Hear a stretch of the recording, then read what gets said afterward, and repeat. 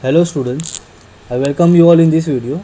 In this video we are going to learn about SYJC secretarial practice, and in this video we are going to continuing with the same chapter, that is Introduction to Corporate Finance, chapter number 1.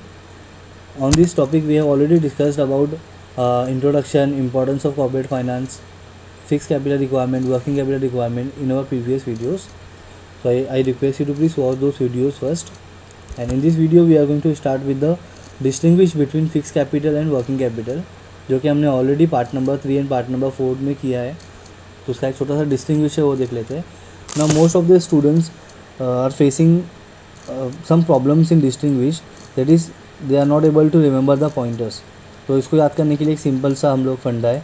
तो इसको divide कर group में divide कर लेने का. जैसे 6 है तो मैंने 3 में डिवाइड कर लिया, तो MNP बन गया. और उसका कोड बना देने का. जैसे इसका MNP हो गया, इसका क्या हो जाएगा SOR. तो इसका SOR हो गया. तो ऐसे करके आप इसको याद रख सकते हो. ओके, अभी स्टार्ट करते हैं. पहला जो हमारा मीनिंग दिया हुआ है, fix capital refers to any kind of physical assets. मतलब फिक्स कैपिटल क्या होता है? Any kind of physical assets. Physical assets क्या होता है? वो एसेट जिसको हम लोग देख सकते हैं, जिसको हम लोग टच कर सकते हैं, मतलब. और इसको हम लोग टेंजिबल एसेट्स भी बोलते हैं. टेंजिबल एसेट्स मतलब the asset which we can see, which we can touch, उसको बोलते हैं टेंजिबल एसेट्स. तो फिक्स कैपिटल का मतलब ये होता है कि फिजिकल एसेट्स होता है वो. वर्किंग कैपिटल का मतलब क्या होता है? Working capital refers to the sum of current assets. मतलब टोटल जितना भी आपके पास में सम यानी टोटल, उसका करंट एसेट जो होता है उसको बोलते हैं हम लोग वर्किंग कैपिटल. हमने देखा था लास्ट वीडियो में, working capital equal to current assets minus current liability.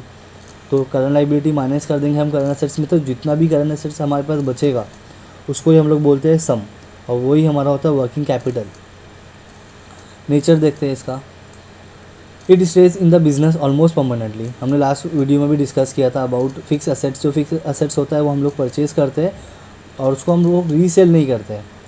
Okay, इसके लिए जो एसेट्स होता है, फिक्स एसेट जो होता है हमारे पास, वो परमानेंटली हमेशा के लिए हमारे पास बिजनेस में रहता है. ओके, वर्किंग कैपिटल का नेचर देखते हैं. Working capital is circulating capital, it keeps changing. Circulating का मतलब होता है कि जो अमाउंट है वर्किंग कैपिटल का वो चेंज होता रहता है. मतलब हर महीना आपको जितना पैसा चाहिए होता है उस पैसे को आप इन्वेस्ट करते हो बिज़नेस में, बिज़नेस करते हो, पैसा आता है, इनकम आता है, फिर आप एक्सपेंसेस पे करते हो, फिर वही पैसे को बिज़नेस में लगाते हो, फिर उससे प्रोडक्ट बनता है, फिर उसको बेचते हो. तो वो पैसा क्या होता है? सर्कुलेट होता रहता है. पर्पस क्या होता है फिक्स कैपिटल का? It is invested in fix assets such as land, building, equipments, furniture, plant, machinery. उन सारी चीज़ों में हम उस पैसे को इन्वेस्ट करते हैं. इसके लिए हम लोग को फिक्स कैपिटल का रिक्वायरमेंट होता है. ओके, आगे देखते हैं.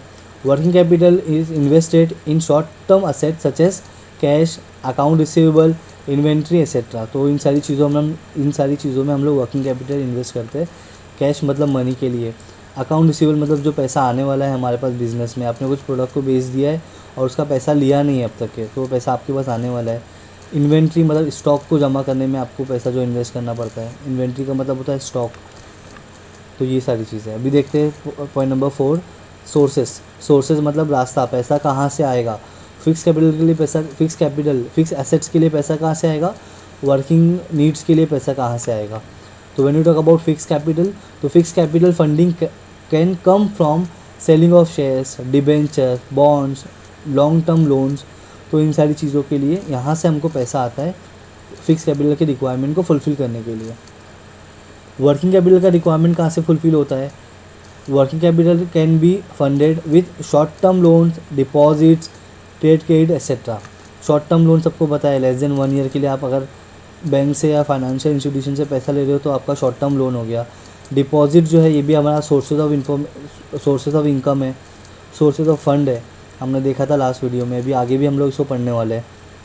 और ट्रेड क्रेडिट का मतलब होता है आपने जो है प्रोडक्ट को बेच दिया लेकिन पैसा नहीं लिया, मतलब उधारी पे दिया, बट आफ्टर 1 मंथ और 2 मंथ सामने वाला जो है जिसने आपसे प्रोडक्ट परचेज़ किया है वो आपको रिटर्न दे देगा. उसको बोलते हैं ट्रेड क्रेडिट. पॉइंट नंबर 5 देखते हैं, ऑब्जेक्टिव्स ऑफ इन्वेस्टर्स. तो basically suppose you are the investor, आपके पास पैसा है, आप किसी कंपनी में इन्वेस्ट कर रहे हो, तो आपका बेसिक ऑब्जेक्टिव क्या होगा? To earn profit. आप कोई भी पैसा इन्वेस्ट करोगे तो वो क्यों करोगे?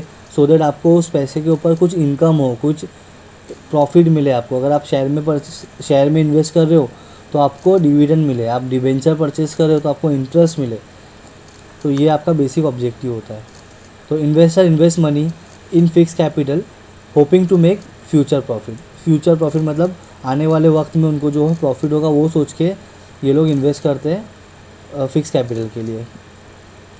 वर्किंग कैपिटल होता है, investors invest money in working capital for getting immediate return.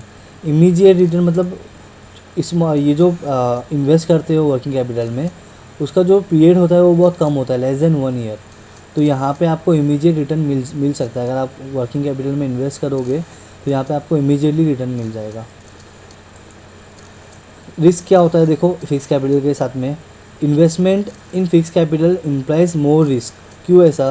क्योंकि आपको फ्यूचर का प्रॉफिट होता है, अभी आपको इमीडिएट नहीं मिलेगा, तो ये फ्यूचर का होता है, इसके लिए रिस्की होता है। अभी आप अगर कंपनी का शेयर परचेज कर रहे हो, इक्विटी शेयर्स, तो वहाँ पे आपको पता है if you are the equity share holder of the company then you have to participate in the profit as well as in loss.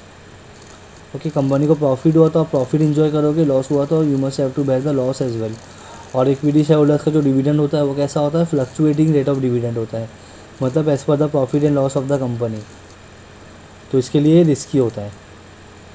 Capital देखते हैं, वर्किंग कैपिटल देखते हैं। Investment in working capital is less risky. क्यों?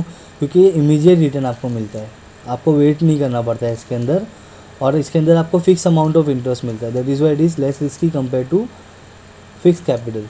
तो I hope आपको ये simple सा जो एक हमारा आंसर है समझ में आया होगा। कुछ भी हाई फंडा नहीं है, ज़्यादा लॉजिकल नहीं है, कुछ नहीं है, आपको जस्ट बेसिक सी चीज़ें समझना है, what is fix capital, what is working capital. तो अभी हमारा जो ये आंसर है यहाँ पे हो चुका है। इसके बाद में एक लास्ट छोटा सा आंसर है, वो भी हम लोग कर लेंगे, फिर हमारा जो introduction to corporate finance topic है ख़त्म हो जाएगा। ओके, तो आई होप आपको ये वीडियो समझ में आया होगा। आपको कुछ भी डाउट होगा, कोई भी क्वेश्चन होगा, so you can ask. Till then, thank you very much students.